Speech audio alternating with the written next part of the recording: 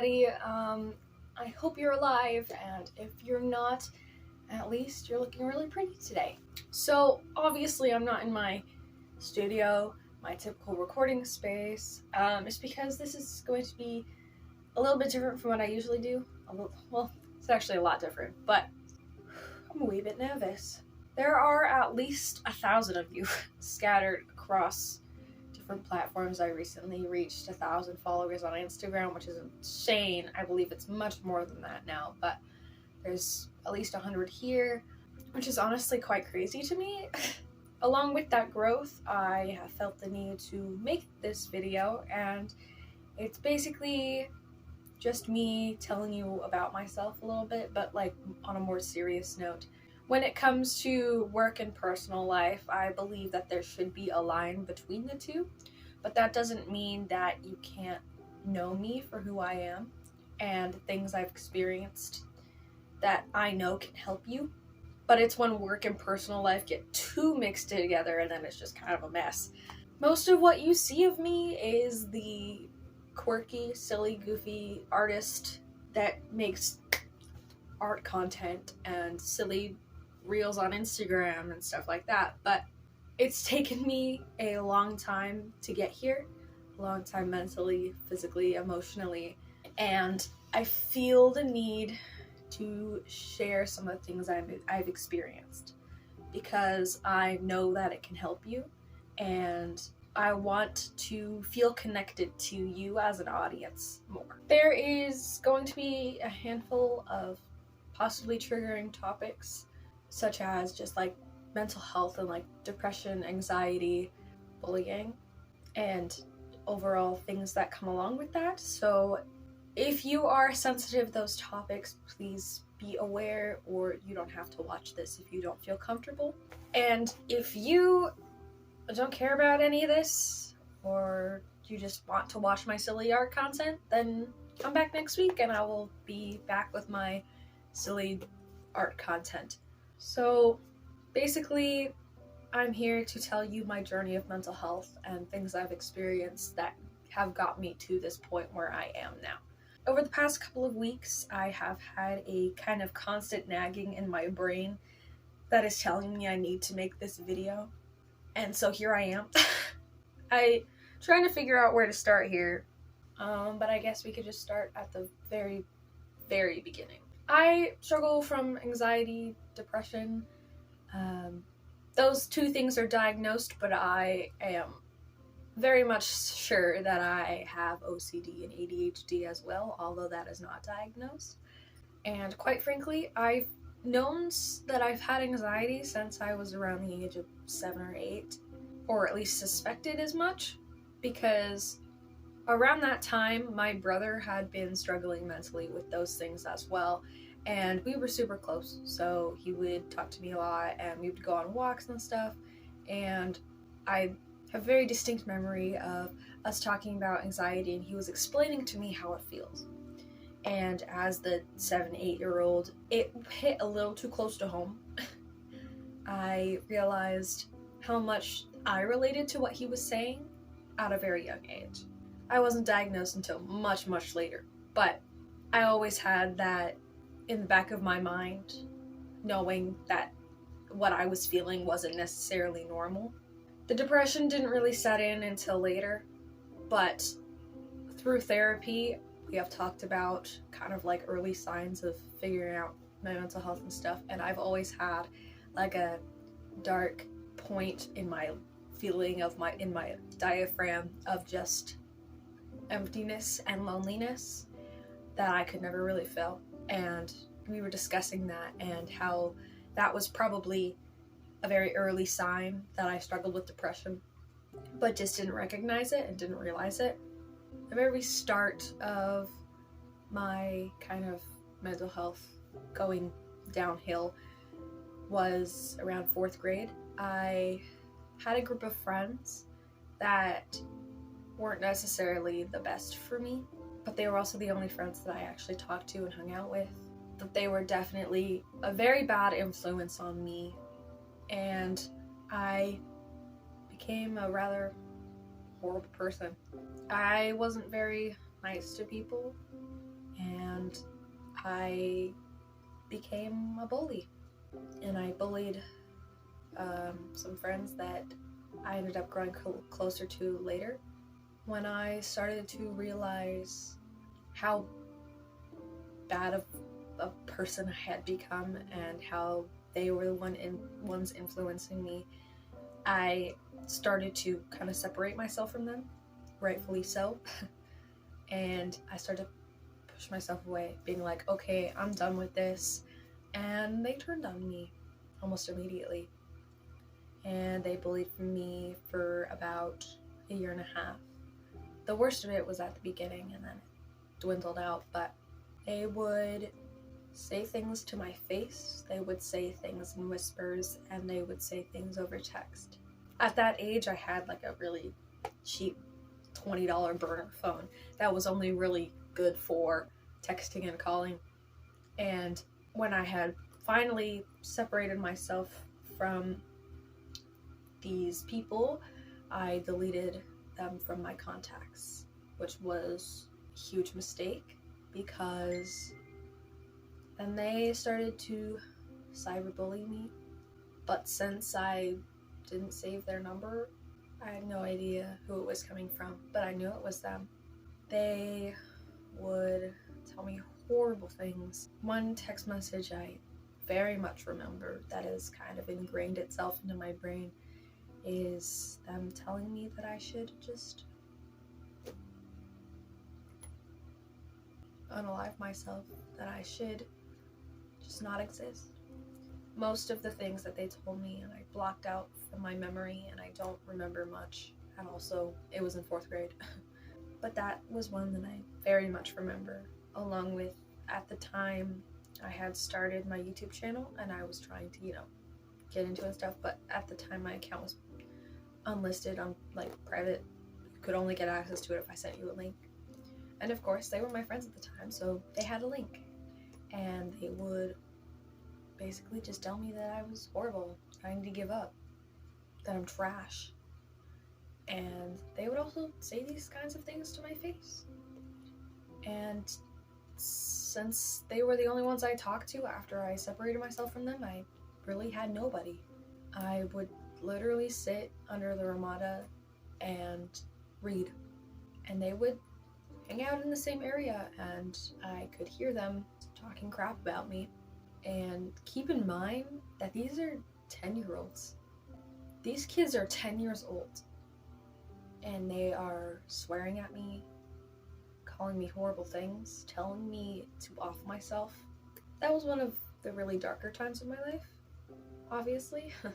This is really when my loneliness really kicked in.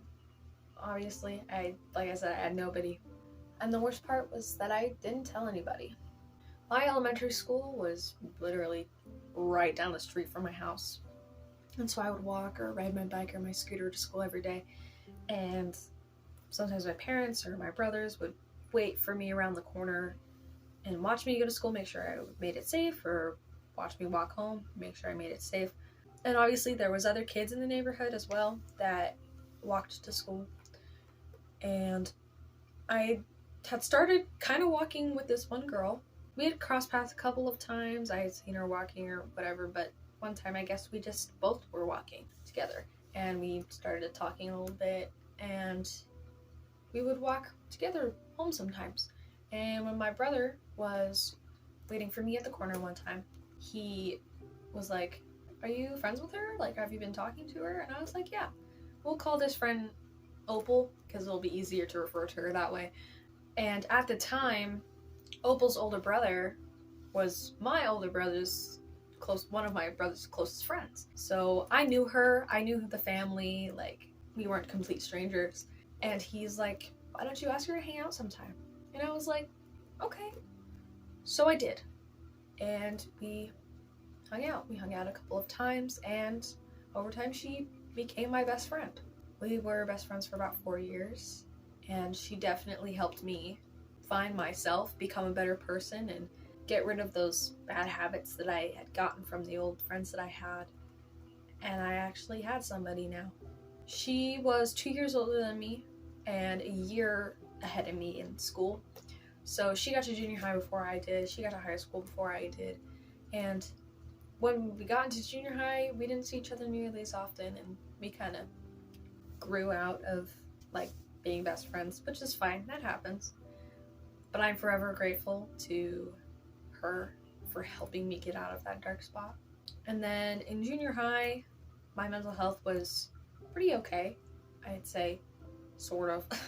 Anxiety got a little bit worse, depression got a little bit worse, but it wasn't to a point where it was becoming a problem. I kind of just bottled it up and pushed it aside. I developed a friend group. I had close friends that I actually talked to all the time, and it was great. And some friends that I had from elementary school and during like 6th grade, I grew close to them. Then I got close to them in junior high, and I had a friend group again, a real friend group. And 7th grade was pretty okay. My grandma moved in with us, which was definitely an experience. At the beginning, when she moved in with us, she was able to like get herself out of bed, make herself breakfast, like it was fine.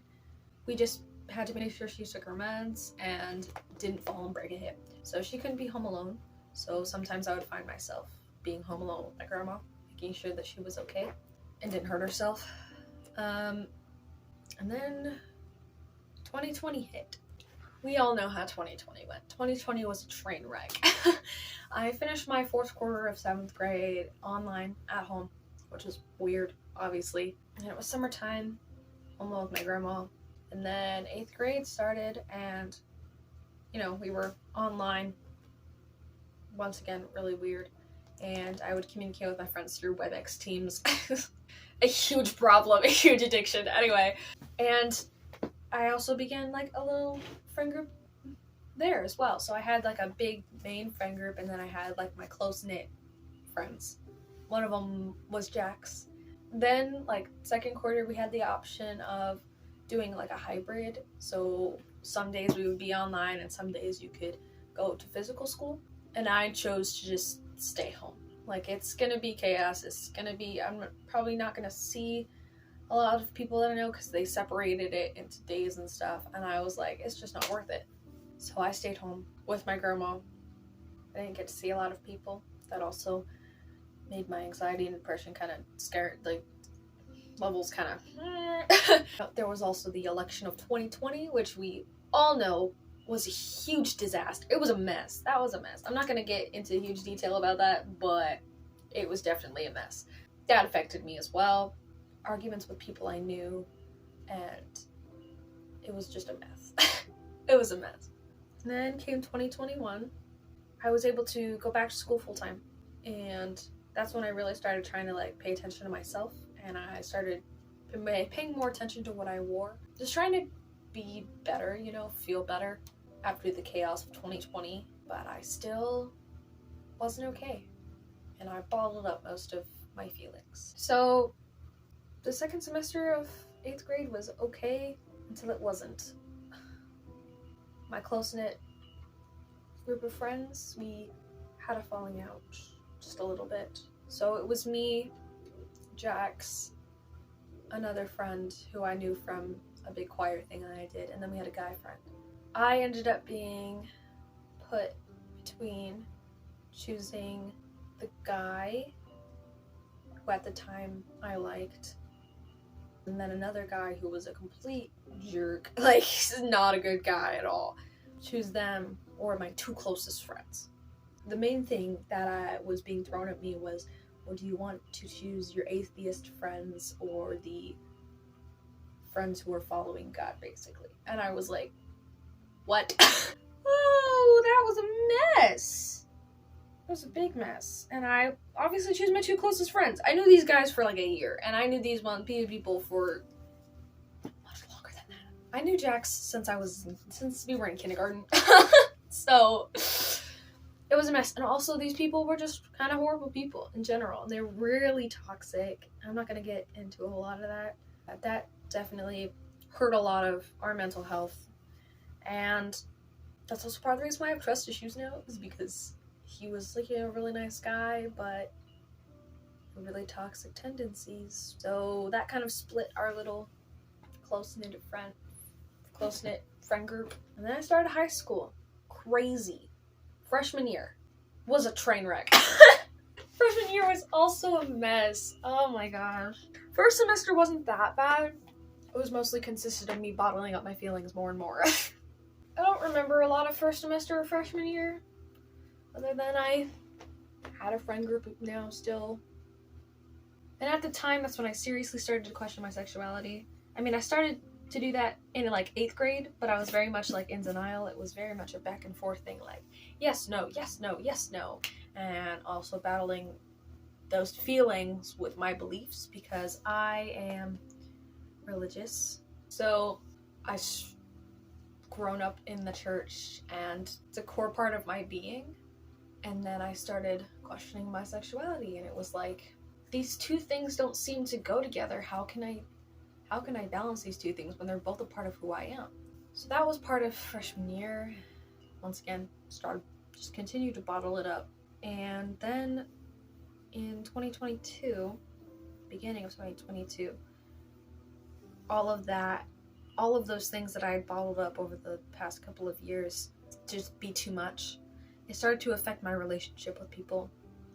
My relationship with my mom especially. It got really bad because I wasn't okay.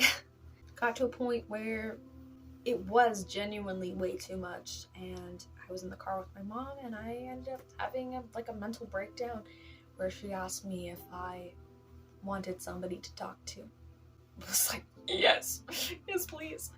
So we ended up taking me to the doctor like a couple weeks later. I don't know when that was. And I was diagnosed with depression and anxiety. And I started taking sertraline. And I was not okay. That was the darkest point of my life ever. I really didn't want to exist. I hated everything about myself. I hated life. I was so insecure and just sad. I started taking meds and they didn't work for about a month because, you have to get into it and then it starts actually kicking in and working. It worked for a while and then I started falling down again and then we got my dosage bumped up. I started going to therapy April of 2022 and that was a lifesaver. She helped me through a lot of stuff and finally figuring out myself. I went to therapy for about 6 months until it just was getting too expensive. Through that, I was working on my art and stuff. I was working on myself. I finally learned to figure out myself. I finally was feeling better. And by the end of 2022, I was the best I had ever been. I felt amazing. And now, as well, I feel I am the best that I've ever been in my entire life. I'm happy. I love myself. I have so much confidence. It took me so long to get here. I finally accepted who I was. I'm still an active member of my church. I love my religion. I love God. I also identify as LGBTQ. I'm an artist. I'm a small business owner. I love my life. I love it so much. I was okay. Finally, after all these years, I was okay. And so far, I'm still doing okay. But that close-knit friend group, it evolved into, having different friends, people growing in and out of the friend group. And I had a close-knit group of friends, and I recently kind of left that friend group because I no longer really started to click with them as much. I feel like there was a lot of tension with some people, and Jax has been in a couple of my videos. Jax and I don't really talk anymore. We're our separate ways, and that happens. It was hard because I've been friends with them since I was like 6, but it happens. I think leaving the friend group was definitely something that I needed to do, and I feel great. I do. Oh, I also feel like it's important to say that Jack and I are no longer dating. I featured him in a video like a while back, but I'm starting school again Oh, when this video is posted, I would have started school already. So my schedule is going to be a little bit more difficult to manage. I also have a part-time job. So fun. Actually, it's fun. I'm excited. It's a cool job. But yeah, that's my journey with my mental health and stuff. Obviously, I still struggle with things. Like, that's just part of life. But I'm doing okay. Trying to think if there's anything else, but I think that's it. So I hope this helped some of you not to feel so alone, because life happens. Sometimes it's too much and it's your brain telling you, hey, you need help. If you are struggling with these things, please get help. Reach out to someone you can trust, because it'll change your life. And I know it's terrifying, but I believe in you. These topics are really serious, and they are much more common than they used to be because people open up about it. And I'm mostly telling you this so you can understand me more as a person and help you to understand that it's okay to reach out, it's okay to get help, because if you need it, you need it. I love you all, and I'm so grateful for your support. I hope you have a fantabulous rest of your day, and I will see you next week with a regular art video. Bye.